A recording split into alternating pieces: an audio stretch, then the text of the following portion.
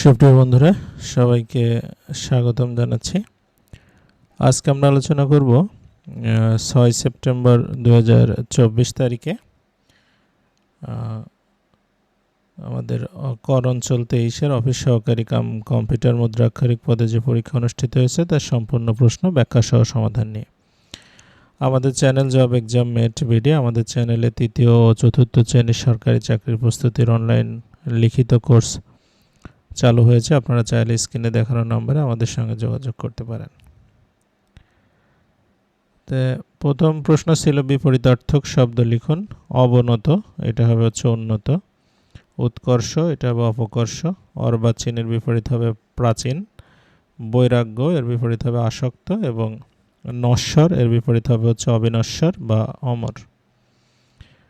তারপর বলছে অর্থসহ বাক্য রচনা করুন। প্রথমে ছিল আগ্রম বাগ্রম, এটার অর্থ হচ্ছে অর্থহীন কথা। আগ্রম বাগ্রম কথা না বলে পড়াশোনায় মন দাও। অষ্টরম্ভা অর্থ হচ্ছে ফাঁকি দেওয়া। কথার বেলায় লম্বা লম্বা, কাজের বেলায় অষ্টরম্ভা। বিন্দু বিসর্গ অর্থ হচ্ছে সামান্য, আমি এ ব্যাপারে বিন্দু বিসর্গও জানি না। অন্তর টিপুনি, এটা অর্থ হচ্ছে গোপন ব্যথা। সুজন প্রিয়জন হারানোর অন্তর টিপুনিতে কষ্ট পায়। এবং কচ্ছপের কামড়, এটা অর্থ হচ্ছে নাছর বান্দা, পাওনাদারের কাছ থেকে অর্থ আদায় করতে কচ্ছপের কামড় দিয়ে থাকতে হয়। এরপরে বলছে এক কথায় প্রকাশ করুন। অরিকে দমন করে যে, এটা হবে হচ্ছে অরিন্দম। শোনা মাত্র যার মনে থাকে শ্রুতিধর। কাজে যার অভিজ্ঞতা আছে করিতকর্মা। যা মাটি ভেদ করে ওঠে, এটা হচ্ছে উদ্ভিদ। এবং ক্ষুদ্র বাগান বাগিচা। এরপর একটা অনুচ্ছেদ লিখতে বলেছে পরিবেশ দূষণ। তো সুপ্রিয় বন্ধুরা, এই প্রশ্নের পিডিএফ ফাইল আমাদের ডেসক্রিপশন বক্সে দেওয়া থাকবে লিঙ্ক, সেখানে আপনারা ক্লিক করলেই পিডিএফ ফাইলটা গোটাটা পেয়ে যাবেন। সেখানে পরিবেশ দূষণ সম্পর্কে প্যারাগ্রাফ লেখা থাকবে। আচ্ছা, তারপরে 5 ছিল write a paragraph on the consequences of climate change in Bangladesh. এইটা প্যারাগ্রাফটা ওখানে থাকবে, আপনারা ওখান থেকে নিয়ে নিতে পারবেন। 6 ছিল হচ্ছে ট্রান্সফরমেশন অফ দ্য সেন্টেন্স। প্রথমে হচ্ছে হোয়াট এ ফুল ইউ আর, এটা অ্যাসার্টিভ করতে হবে, যেহেতু এখানে আর্টিকেল আছে, হোয়াট এ আছে, তো সুতরাং এটা আমরা গ্রেট লিখতে হবে, অর্থাৎ you are a grateful. He always minds the lesson, সে সব সময় লেসনে মনোযোগ দেয়, এটা হবে হচ্ছে he never neglects his lesson. মানে মাইন্ডের বিপরীত শব্দ ব্যবহার করতে হবে, আর অলওয়েজের বিপরীতে নেভার ব্যবহার করতে হবে।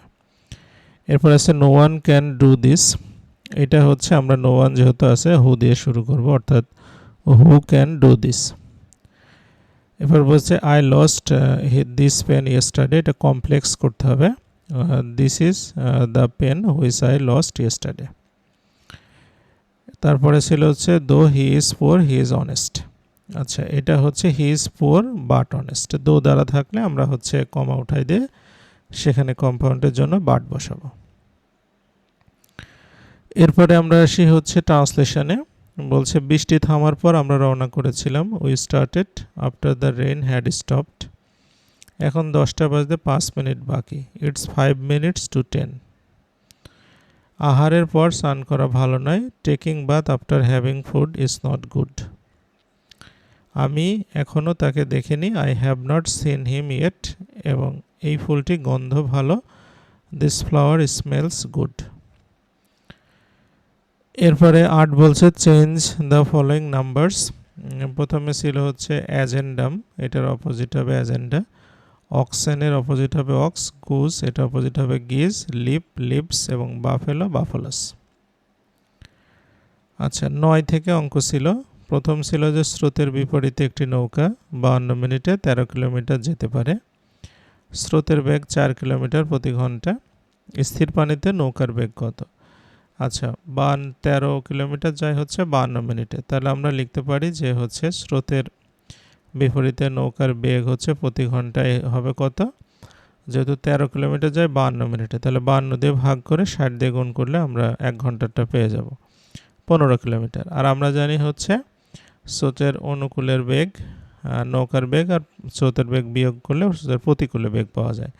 তাহলে এখানে আমাদের নৌকার বেগ দেওয়া নেই, স্রোতের বেগ দেওয়া আছে 4 আর প্রতিকূলেরটা 15, তাহলে নৌকার বেগ 15 আর 4 19, অর্থাৎ হচ্ছে নৌকার বেগ 19 কিলোমিটার প্রতি ঘন্টা।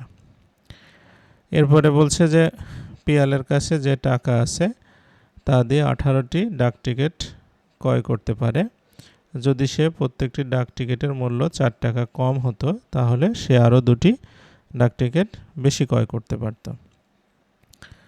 তাহলে তার কাছে কত টাকা আছে? আচ্ছা, আমরা এখানে ধরে নিই যে একটি টিকিটের দাম হচ্ছে x টাকা।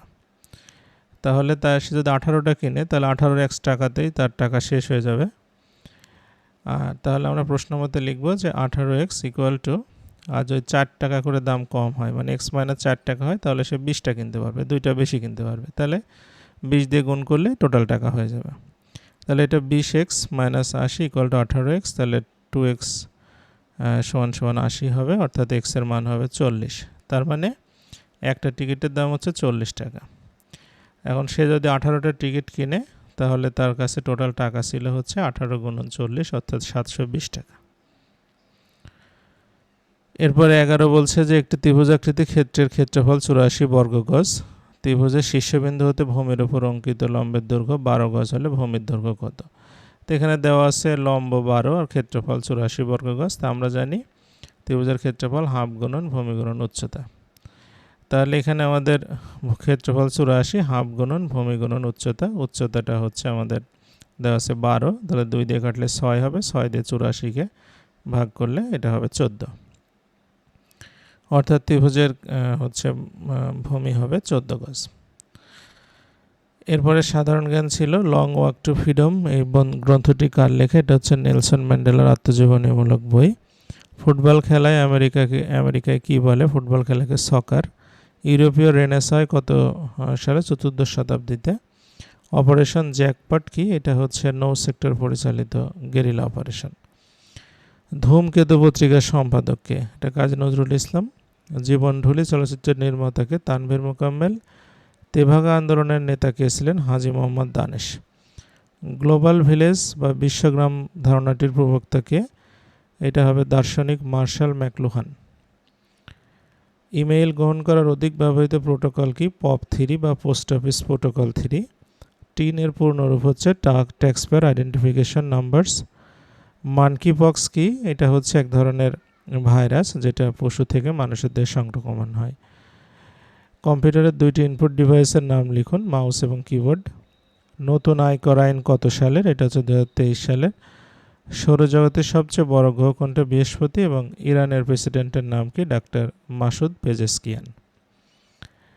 এই ছিল আজকের প্রশ্নের সমাধান। সুপ্রিয় বন্ধুরা, পরবর্তীতে আপনাদের সবাইকে নেক্সট ভিডিওতে সাথে পাবো সেই আশা করে আজকের মতো শেষ করছি। সবাইকে অসংখ্য ধন্যবাদ।